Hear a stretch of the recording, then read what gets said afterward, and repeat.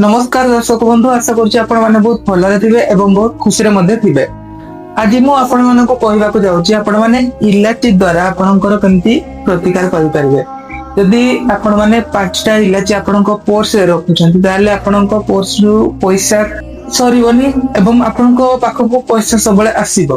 आपणको पाखरे पैसा मध्ये स्टॉक हेकि रहि परिबो। पिला माने यदि पाठ पढुचन्ती एवं पाठ पढारे मन लागुनी ताले आपण माने सोइबा पूर्वरु क्षीर रे इलाची 3टा पके दे परिबे एवं तापरे गरम करके पीवा पई देबे। देखिबे निश्चित भाबरे ताकर माइंड शार्प होबो एवं पाठ पढारे मध्ये मन लागिबो।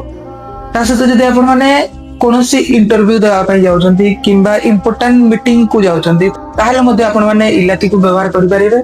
देखिबे निश्चित भाबरे आपनकर बुद्ध स्ट्रांग होबो। बुद्ध स्ट्रांग हले आपनकर कम्युनिकेशन स्किल बढ़िबो एवं आपनकर प्रत्येक कथार इंपैक्ट रहिबो एवं आपनकर कथार मध्ये वैल्यू रहिबो। आशा करूची रेमेडी आपण माने करिवे। रहूची नमस्कार, जय जगन्नाथ।